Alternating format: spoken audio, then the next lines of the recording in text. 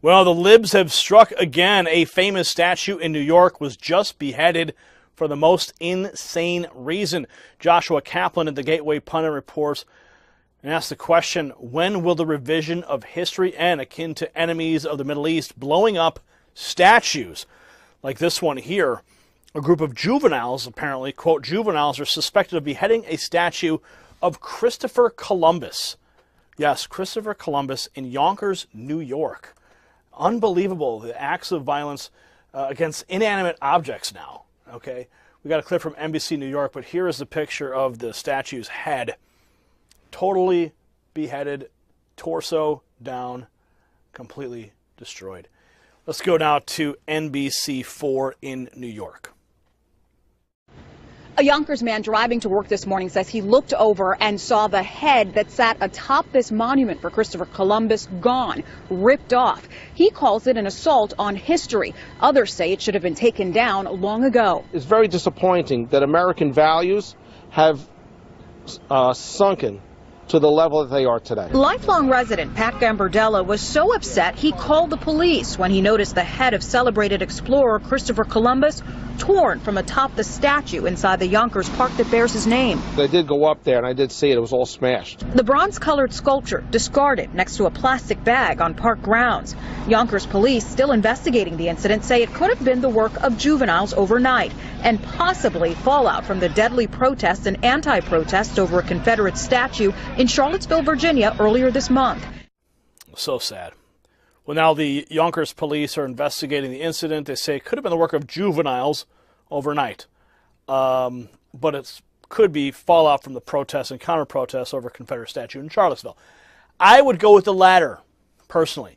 It seems like libtards want to attack all these inanimate objects because they're so triggered by things. You know, a statue of Christopher Columbus in a park, take it down, destroy it. You know, back in the ancient Roman days and the ancient Egyptian days, they wanted to get, if they hated somebody so bad, they would go and destroy, you know, the statues. They would deface the statues. Just like the enemies are doing in the Middle East. They're tearing down these statues, historical locations, representing different religions. You know, priceless artifacts being destroyed. And that is what is happening now. The liberal left has lost their freaking mind. And now they're acting just like, you know, the people in the Middle East. Toppling statues. So sad. But that's par for the course these days. That's how they express themselves, right? Destroying public property. What are your thoughts? Comment below. Subscribe for updates. If you like what we're doing, give us a thumbs up. Confirmed. Look with who Wasserman Schultz just met. Coincidence? We think not. Since Donald Trump went into office, liberals in any possible way continue to prove how far they're willing to go in order to bury their dirty secrets.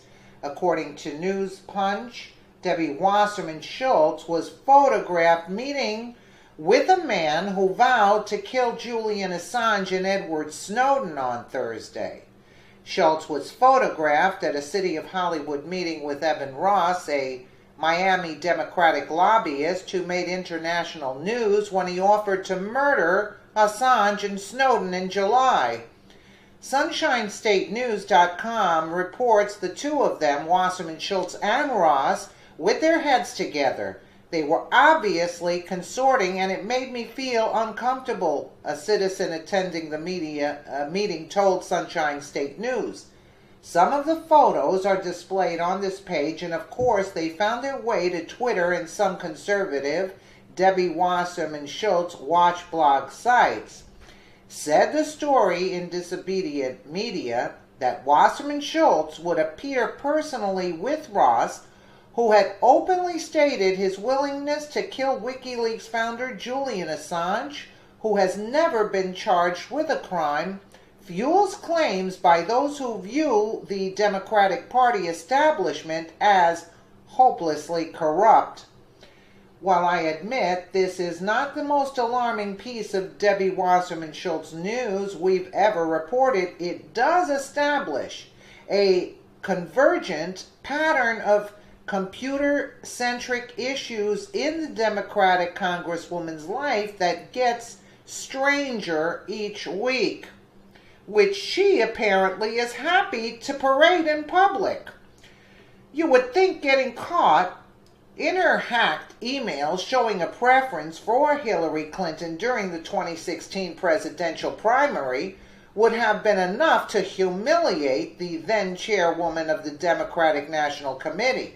Remember WikiLeaks? Assange was only too happy to release her every word, exposing Hillary's heart on her sleeve and on the party brass she influenced cost Wasserman Schultz the National Party chairmanship.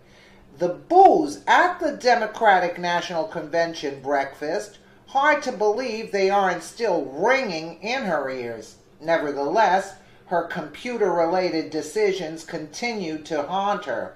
The apparently trusting, Wasserman Schultz kept IT aide Imran Awan on her congressional staff payroll until the day after Awan was arrested on bank fraud charges virtually at Dulles Airport gate trying to return to Pakistan. The difference between Wasserman Schultz and other House Democrats who employed Awan for his internet services is they fired him in March. Just after Capitol Police put him under investigation, she kept him until Tuesday, July 25th, even though Awan had been barred from accessing the House's computer system since February. What does an IT guy do in a congresswoman's office full-time for nearly 6 months when he's not allowed to touch a computer? Wasserman Schultz claims she kept him busy. I wonder how. A lot of people, including some of her colleagues, aren't satisfied by her explanation. Next up was the mysteriously underreported class action lawsuit.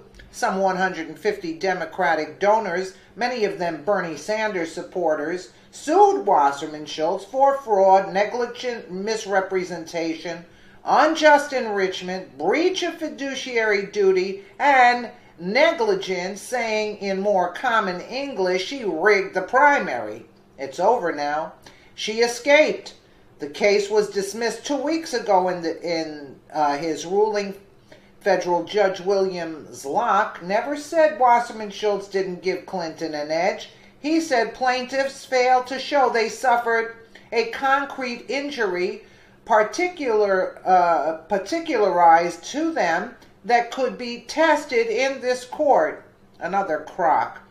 And now, here we are. Next thing you know, Wasserman Schultz turns up at a meeting with Evan Ross. Poison meets poison. We already covered Wasserman Schultz, who had once had a promising future in the Democratic Party. Let's look for a moment at Ross, a budding young Democrat himself who served as president of the Miami-Dade Young Democrats and was the Miami Democratic Party's 2011 through 2012 district chair. At one point, he was named Young Democrat of the Year. But be honest, you put it all over social media, you're ready to kill people, you name names, you confirm you meant what you said, then issue an apology and expect people to believe it. All of a sudden, that rising star takes a downward plunge. It's bound to happen. You have to ask yourself, why these two, Ross and Wasserman Schultz, the WikiLeaks wonders, are hanging out together. I can't speak for Ross, but Wasserman Schultz is a congresswoman with a constituency that depends on her judgment and a party leadership in Washington already wary of her behavior. There are a lot of eyes on her. Apparently, she doesn't care. Imran Awan, Evan Ross, who says they're dangerous company? Either she's bold and admirable or clumsy and politically reckless. Time will tell. It's highly disturbing how all of the DNC scandals keep pointing straight back to Debbie Wasserman Schultz. Her antics began during the election as she was busted for helping Hillary Clinton rig the primary election against Bernie Sanders.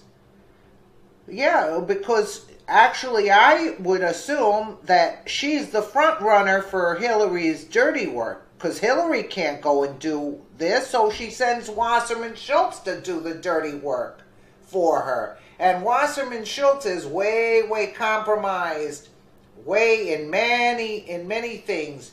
That's why she has to do what Mrs. Hillary Clinton says to do.